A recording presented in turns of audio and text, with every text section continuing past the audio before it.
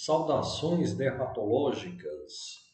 Meu nome é Tiago Gondim, eu sou médico dermatologista e vamos iniciar agora a nossa terceira aula sobre hanseníase. Nós estamos no curso CBMS em hanseníase e leishmaniose.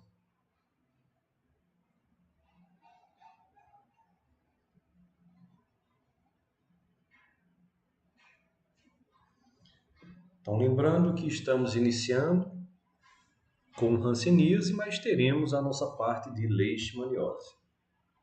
E hoje vamos falar mais um pouco sobre as características clínicas da hanseníase.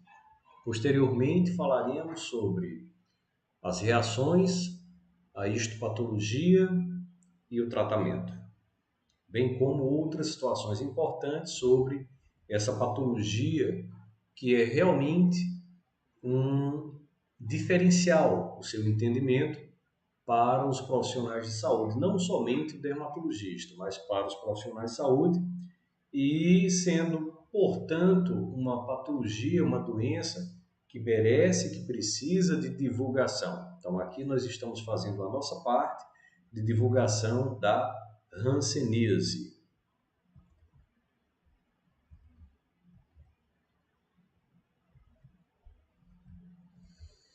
Então, começando aqui com o caso da hanseníase indeterminada. Então, a gente já falou algo no sentido de como se adoece de hanseníase e nós apontamos que a patologia em si, ela depende muito mais da reação do hospedeiro do que do próprio micro-organismo causador, o bacilo de Hansen ou a Mycobacterium leprae, né? O Mycobacterium leprae.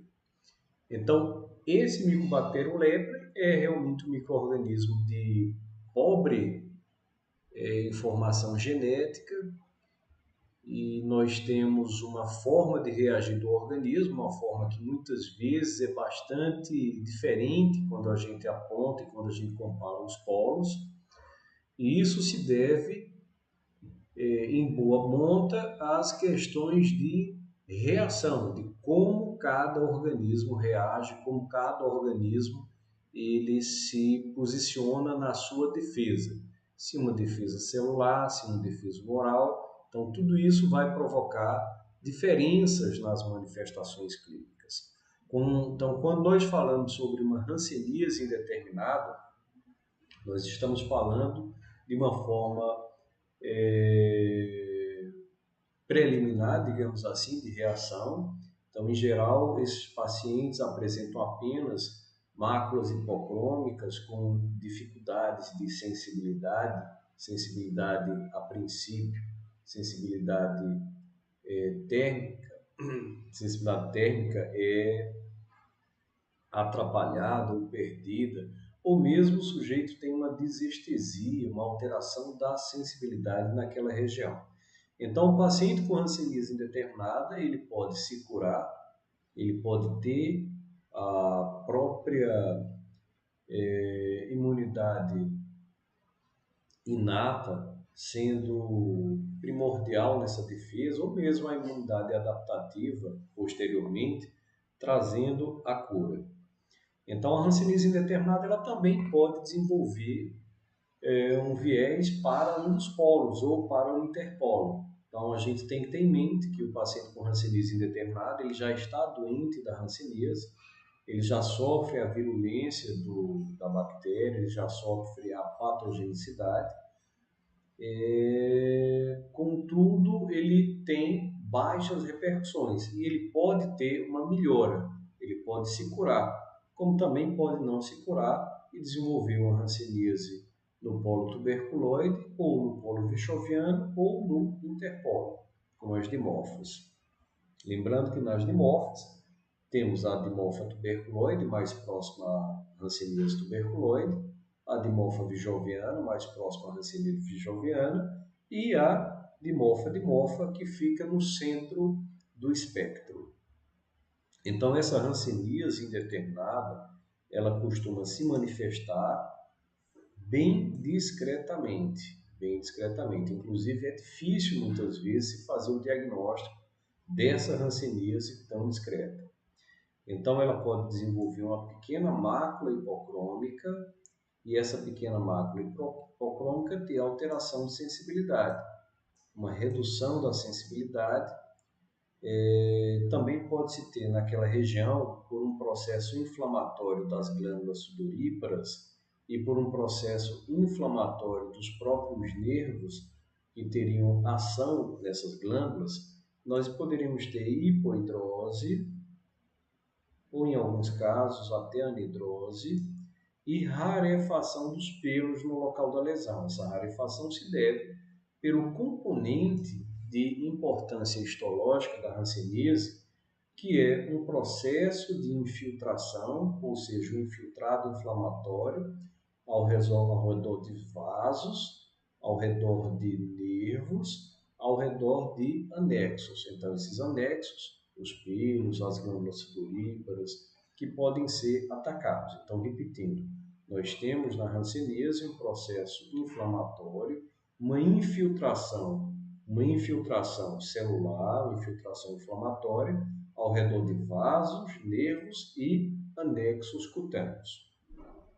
Então, esse infiltrado é um infiltrado linfohistiocytário de localização ao redor dos nervos, ao redor dos anexos e ao redor dos vasos.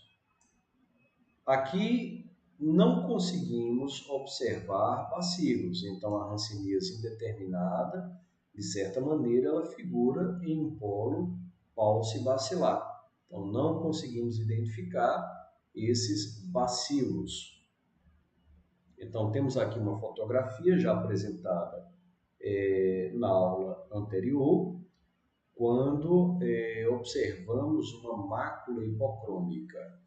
Então, a princípio, qualquer mácula hipocrômica com alteração de sensibilidade em regiões epidemiologicamente ricas no diagnóstico de hanseníase, temos aí um quadro de paciente com hanseníase.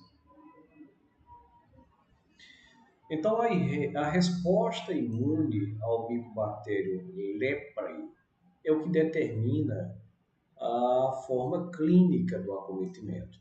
E essa forma clínica, obviamente, está estruturada em alterações histológicas. A alteração clínica é o macro, a alteração histológica é o micro. Então, temos que, no polo paucibacilar, figurando a hanseníase tuberculoide com a formação de granulomas. A gente viu na aula anterior que esses granulomas são granulomas bem formados, granulomas que sofrem muito o estímulo do fator de necrose tumoral e se estabilizam. Então, esses granulomas, inclusive, eles são responsáveis por boa parte dos problemas, porque esses granulomas eles terminam por providenciar um processo muito forte de destruição e essa destruição pode trazer alterações nervosas que geram incapacidades. Então, quando falamos em hanseníase tuberculoide, estamos falando nessa possibilidade na formação dos granulomas, granulomas estáveis. Esses granulomas eles conseguem atingir a epiderme, isso é algo importante do ponto de vista histológico.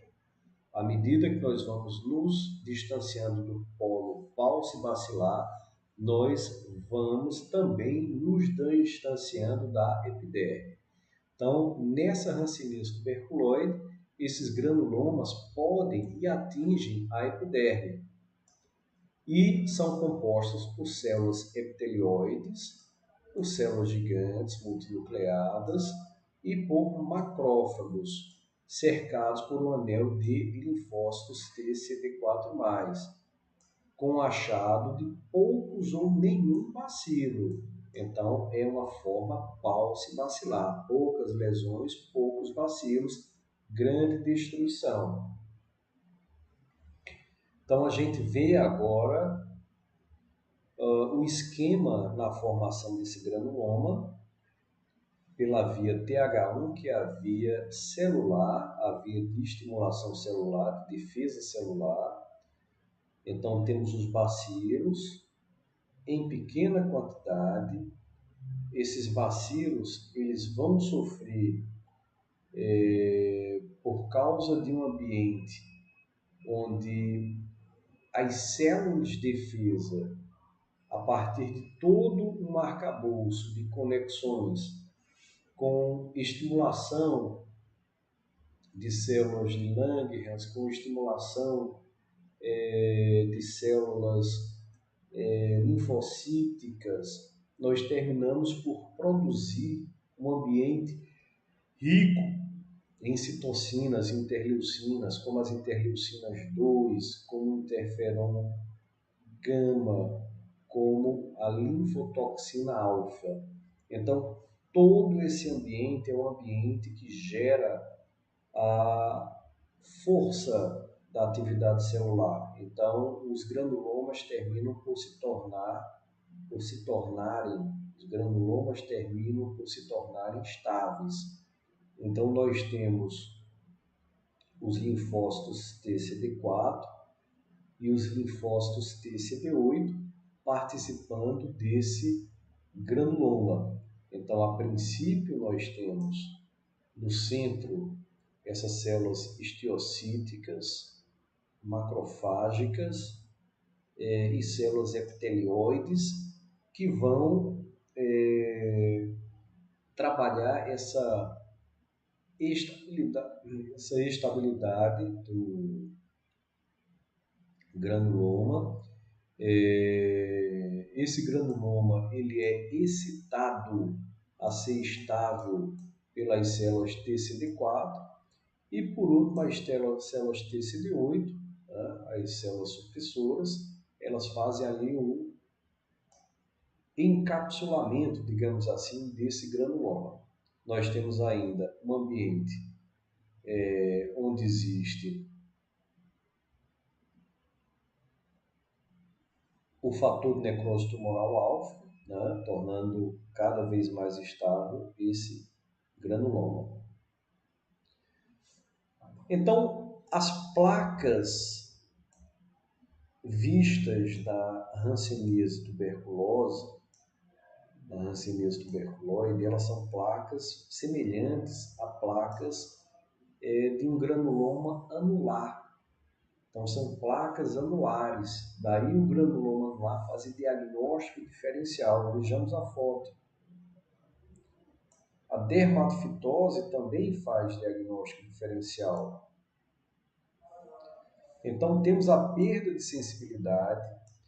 Nós temos que essa patologia, em geral, ela varia de 1 a 5 lesões. Então, o paciente palpebacillar, ele tem poucas lesões. Então, por isso, devemos fazer um exame de corpo completo do paciente, devemos examinar em sala clara toda a pele do paciente, sempre acompanhados. Não devemos fazer esse exame de corpo nu, nós dermatologistas, apenas com o paciente.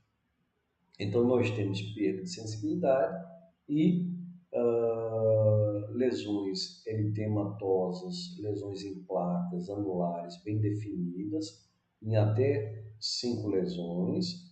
Podemos ter a perda de pelos, as alopécias e a ausência de suor, a anidrose, pelos motivos já explicados anteriormente. Já a hanseníase virchoviana, ou seja, o polo virchoviano, o polo rico em bacilos, ele apresenta grande número de lesões. Então, são lesões simétricas, são lesões disseminadas, são lesões mais, como poderíamos observar, mais suaves, digamos assim, em algumas situações em relação à formação dos seus granulomas. São granulomas instáveis que não provocam tantas alterações quanto da hanseníase tuberculoide. Então, no exame histológico, nós conseguimos ver esses granulomas com macrófagos vacuolizados, que são chamados células de Virchow. Então, esses granulomas não são tão perfeitos quanto os granulomas observados na hanseníase de forma tuberculoide.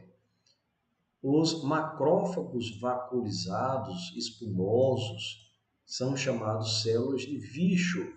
São macrófagos que, em geral, estão repletos de globias, que são as uniões entre os bacilos.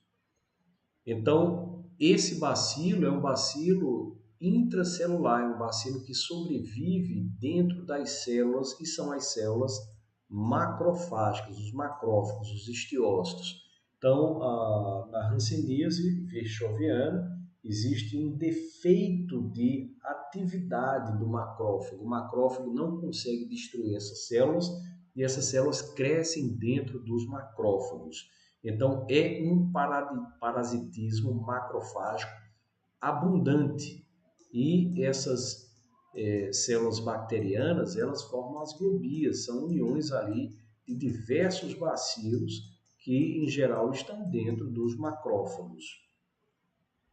Então, temos lesões simétricas, lesões bilaterais, que podem incluir máculas, pápulas, nódulos e placas. E aqui nessa hanseníase virchoviana que temos aquela face leonina, a infiltração da face, a infiltração dos lóbulos da orelha, que são característicos da hanseníase multibacilar, da hanseníase virchoviana, que são exatamente os pacientes que fazem a transmissão, que fazem o contágio da hanseníase. Os pacientes que são ricos em bacilos, pacientes que têm positividade elevada para os anti-PGL1, que são aquelas proteínas da cápsula do bacilo, que hoje são utilizados não para o diagnóstico, mas para observação quanto à presença do bacilo em grande monta, visto que o organismo estaria aí utilizando o seu potencial de produção de anticorpos. Então, está sendo usado ali a via TH2 com produção de anticorpos, com produção de anticorpos anti-PGL1 via TH2. Aqui nós vamos ver uma forma histoide da hanseníase. A forma histoide, a formação de estruturas semelhantes a dermatofibromas, faz parte das hanseníases localizadas no polo virchoviano. Então, temos aqui uma riqueza de células de Virchow, uma riqueza de células repletas de bacilos, né? Que aí na hanseníase de Wade, né, também chamada de Wade, hanseníase histoide, nós temos algumas diferenças em relação ao próprio polo virchoviano, até em características clínicas. Então, a predileção do Mycobacterium leprae por regiões mais frias do corpo é nítida. Daí termos essas lesões muito próximas à superfície da pele. Então, nós conseguimos ver acometimento da face, das orelhas, dos membros. O comprometimento neural na hanseníase virchoviana, ele tende a ser um comprometimento mais lento, um comprometimento de múltiplos nervos, diferindo do que a gente vê na hanseníase tuberculoide, onde nós temos um ataque mais localizado, um ataque mais fulminante a determinados filetes nervosos. Na hanseníase virchoviana, isso também pode acontecer quando dos episódios reacionais. Isso gera incapacidades, tanto na hanseníase tuberculoide, o que é mais comum até, como na hanseníase virchoviana, quando associado aos seus episódios reacionais. E entre os polos tuberculoide entre os polos tuberculoide e virchoviano, nós temos as formas dimorfas. Uma forma dimorfa tuberculoide, chamada DT, uma forma dimorfa virchoviana, chamada DV, e uma forma dimorfa chamada DD. Então, a DT ela tem características mais parecidas com as características da hanseníase tuberculoide. A virchoviana tem características mais aproximadas da hanseníase virchoviana, o polo, e a DD, a dimorfa, está ali entre as duas. Então, nós temos aqui um quadro mostrando, e que já foi mostrado, como se dá a infecção quando a via TH2 é acionada. Então, ela não consegue bloquear a multiplicação dos bacilos e eles formam as globias, que são essas uniões que acontecem principalmente nos estiócitos, os macrófagos. Então, o ambiente é rico em bacilos. Então, os linfócitos B e os plasmócitos produzem a anti-PGL1, que é contra a proteína glicolipídica que está na cápsula do bacilo. Então, nós temos também o fator de transformação de crescimento beta, que é um fator mais ligado à supressão. Nós temos que os linfócitos TCD4 não vão funcionar bem em virtude da produção dessas interleucinas 4, 5, 10, o fator de transformação de crescimento. Então, isso termina por bloquear interleucina 12, interferon gama, fator de necrose tumoral alfa e interleucina 2, e nós terminamos por ter um ambiente mais propício ao crescimento do bacilo. A força celular de destruição está comprometida. Então, nós temos um granuloma instável com interleucina 4, interleucina 6 e interleucina 10. Então, os linfócitos TCD8 estão mais no centro e os TCD4, invertendo sua posição em relação ao TH1, estão na periferia. Então, aqui nós temos uma forma dimorfa tuberculoide. Então, vejam que aqui nós temos uma lesão bem delimitada, tanto exterior quanto interiormente, mais elevada, mais imponente que a do polo tuberculoide dessa fotografia.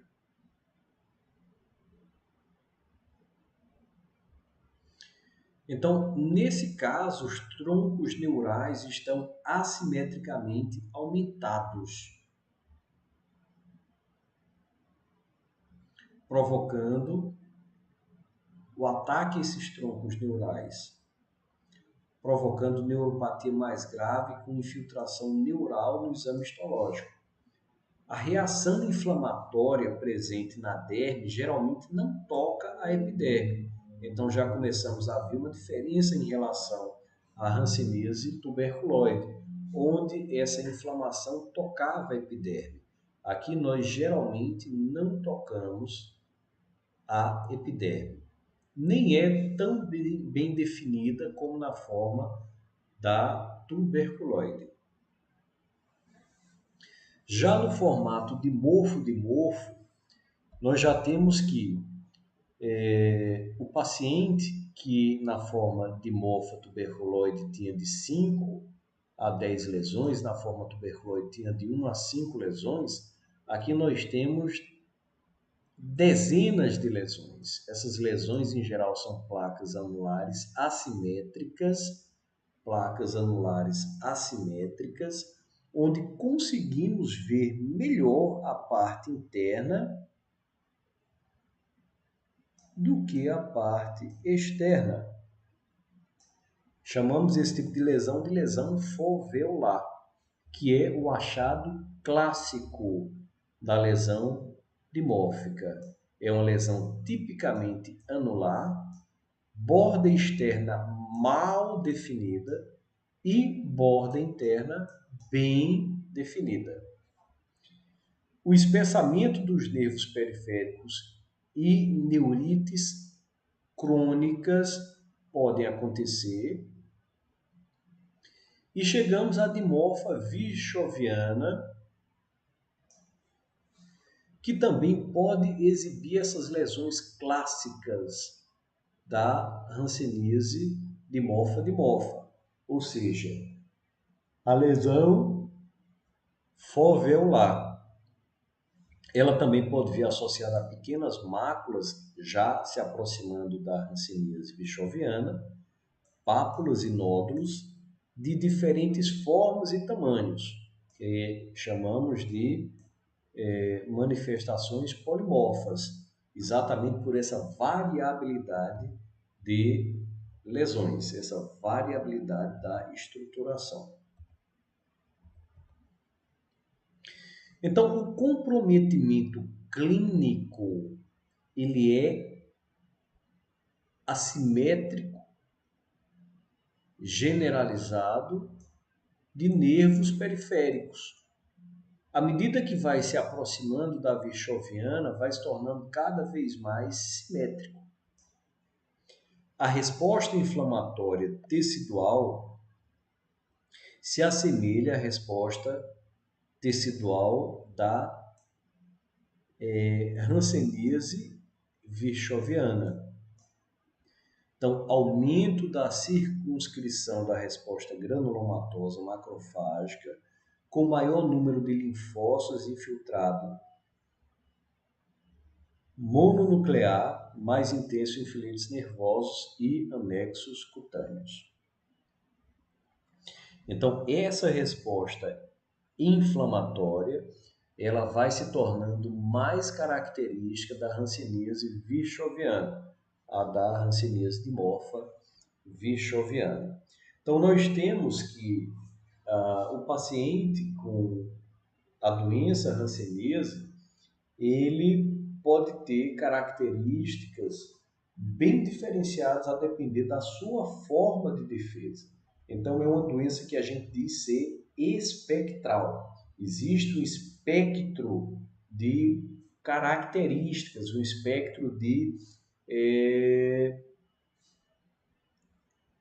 lesões, né? Um espectro de acometimentos, de reação, de resposta do hospedeiro. A gente costuma dizer que a hanseníase ela é uma doença para quem pode e não para quem quer. Não basta ter a infecção, tem que ser susceptível a ela. Essa susceptibilidade acontece por causa da forma de reagir.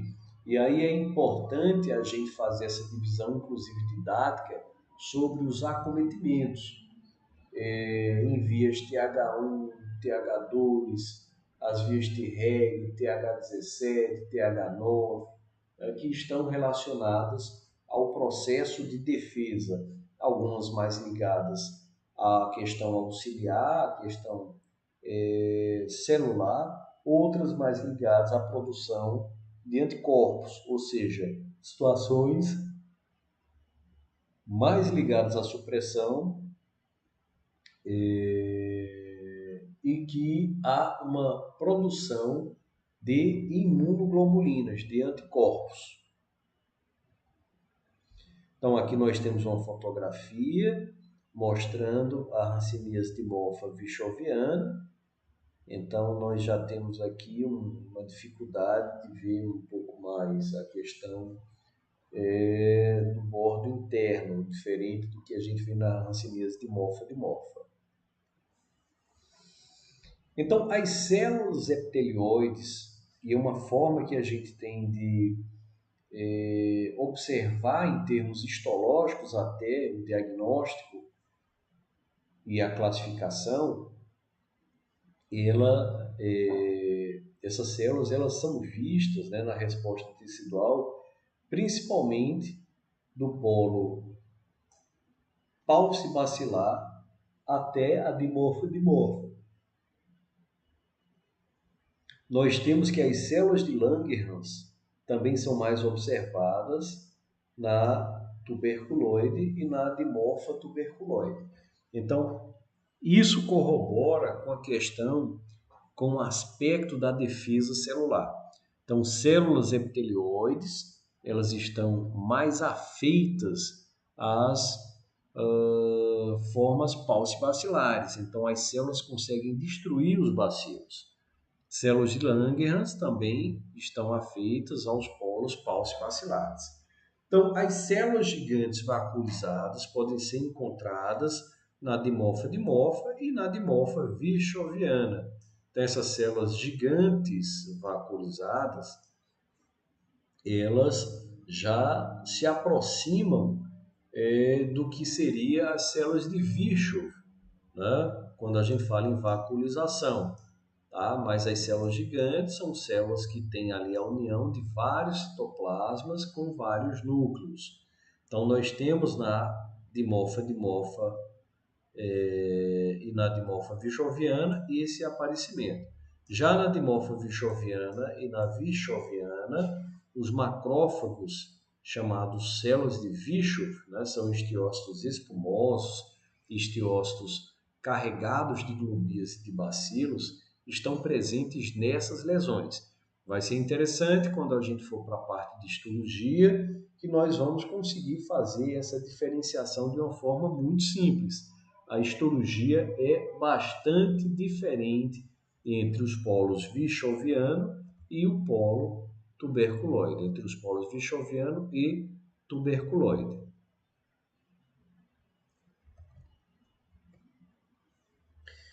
Então, nós temos, inclusive, corroborando a questão do afastamento do processo inflamatório da epiderme, nós temos na hanseníase, principalmente na virchoviana, uma zona chamada zona de Grenz. Zona de Grenz, que é um termo em alemão, ela referencia uma área limpa, uma área livre do infiltrado inflamatório abaixo da epiderme. Então, nós temos a epiderme, existe um espaçamento livre dessa infiltração, um espaçamento que é a zona de Grenz, tá? A zona de Grenz. Então, essa zona de Grenz, ela unicamente explica o distanciamento desse processo inflamatório dérmico da epiderme.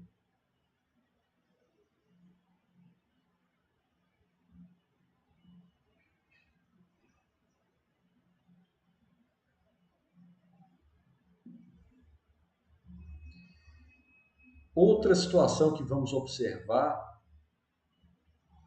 é a laminação do perineuro.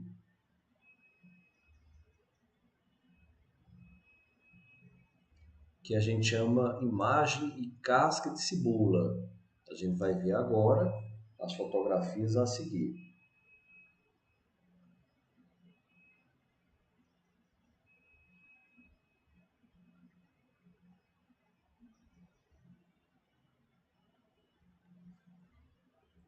É um achado típico de lesões virchovianas e dimorfas virchovianas. Então, só aqui fazendo um pequeno resumo, células epitelioides e Langerhans, estamos mais nos polos ou nas formas paucibacilares. Macrófagos espumosos, células gigantes vacuolizadas, nós estamos mais nos polos ou nas formas multibacilares. Zona de Grenz, formas multibacilares. Então, existe o afastamento do processo inflamatório. Laminação do perineuro, casca de cebola, é um achado da lesão multibacilar. Então, aqui nós temos células gigantes, multinucleadas, com citoplasma vacuolizado, em uma hanseníase multibacilar. Aqui nós conseguimos ver essa vacuolização do citoplasma. Então, vemos também a célula multinucleada. Aqui nós conseguimos ver a zona de Grenz,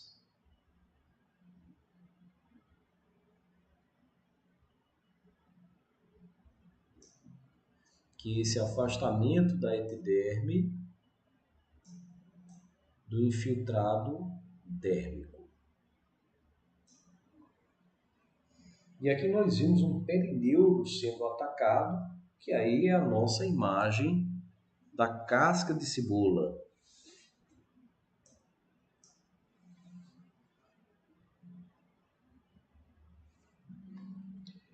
E a hanseníase histoide, já falamos sobre ela,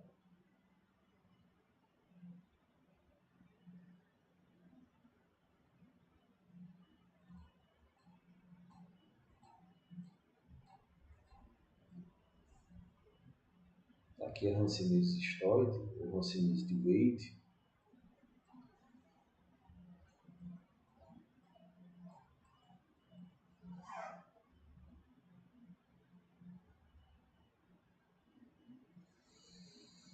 Ela é uma variante da virchoviana. É uma variante incomum, vi poucos casos até hoje, e referencia um rancinoma rico em bacilos. Os seus macrófagos são fusiformes.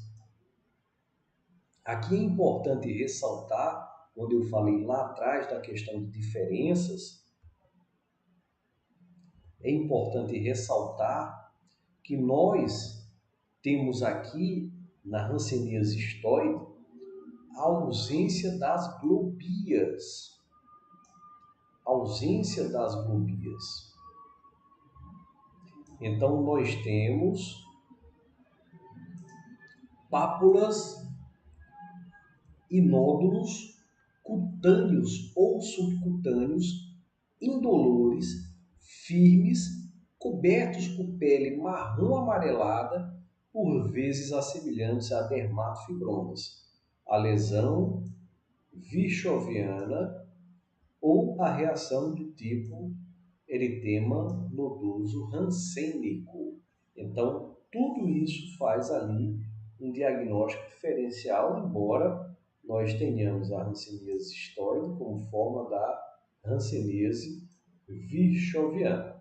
Então, mais uma vez aqui, né, uma fotografia mostrando a ausência de globias. Aqui nós temos um infiltrado inflamatório com células virchovianas. Então, essa forma, né, de reagir ao bacilo, a hanseníase histoide, já se acreditou que ela fosse alguma característica especial, mas não, ela é realmente um rancinoma, né, ou a formação de rancinomas ricos em bacilos, né, com ausência de formação de globias. Tá? Então, é uma forma de hanseníase. Bom, pessoal, então, já indo para a nossa finalização dessa terceira aula sobre hanseníase, eu queria deixar alguns informes sobre a necessidade de diagnosticar e de tratar a hanseníase.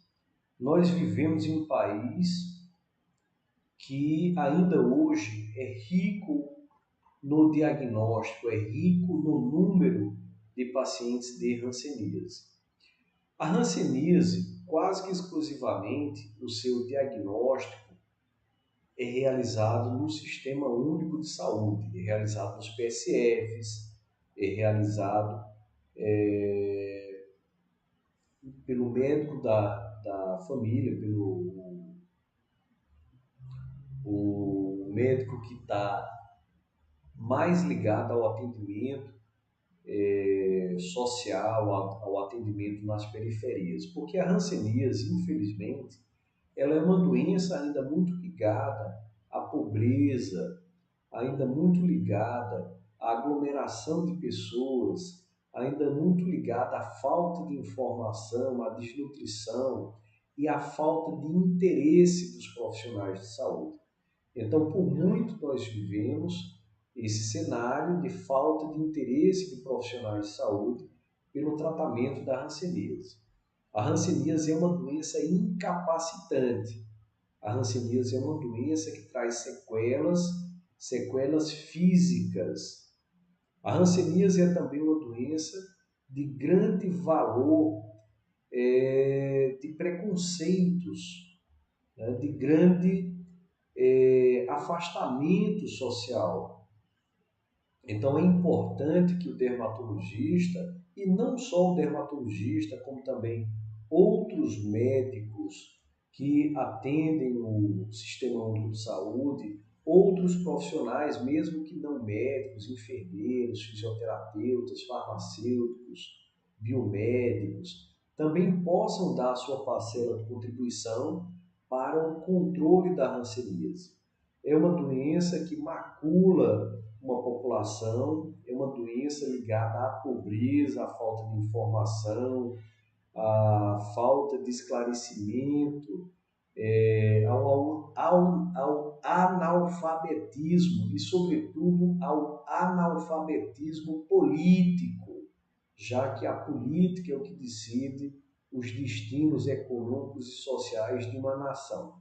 Então é importante que o médico seja vetor de conceitos, vetor de educação, vetor de ensinamentos aos pacientes com hanseníase e aos familiares e às pessoas que têm maior condição do aparecimento da patologia.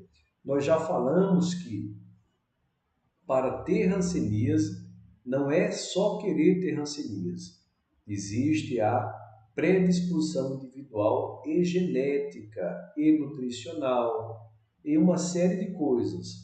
Então, quando o médico detecta que na sua comunidade, na comunidade onde ele faz atendimento, no bairro, na sua cidade, existem casos de hanseníase, ele deve pensar da seguinte forma, que aquela população ela tem basicamente uma genética parecida, principalmente nas cidades mais interioranas, onde não houve ainda uma miscigenação, uma mistura de raças, de cores, de credos. Então, ali existe uma genética predominante, uma genética que pode ser mais suscetível à hanseníase. Aquelas pessoas naquela região, elas têm mais ou menos a mesma condição socioeconômica. E essa condição socioeconômica, muitas vezes, ou na maioria das vezes, é uma condição desfavorável, uma condição que predispõe ao aparecimento da hanseníase. Então, o médico ele tem um papel importantíssimo no controle da patologia. Por isso e dessa forma, nós sempre pedimos encarecidamente que os nossos colegas olhem mais para a hanseníase, se preocupem mais com a hanseníase. Então, os nossos próximos capítulos serão discussão sobre as formas de reação, a recidiva, o processo de avaliação histológica, os exames realizados, embora saibamos que a hanseníase é uma doença de diagnóstico clínico epidemiológico. Então, o que é a hanseníase? É uma lesão de pele hipocrômica com a anestesia com desestesia, com alteração de sensibilidade. Então, lesões de pele com alterações da sensibilidade em um ambiente onde sejam ricos os casos de hanseníase. Nós devemos sempre pensar em hanseníase e muitas vezes devemos fazer o diagnóstico clínico epidemiológico da hanseníase. Então, existem aí diversas novidades, como as vacinas para a hanseníase, e nós vamos, neste curso, fazer ponderações nesse sentido. E vamos culminar sempre com o nosso simpósio de hanseníase, com a nossa já tradicional madrinha, a professora doutora Maria Aparecida Grossi. Então, saudações dermatológicas, meu nome é Tiago Gondim, eu sou médico dermatologista e espero ter contribuído para o seu aprendizado e para a divulgação da hanseníase, sempre solicitando que vocês reverberem, que vocês divulguem tais cursos e tais ensinamentos. Até a próxima aula.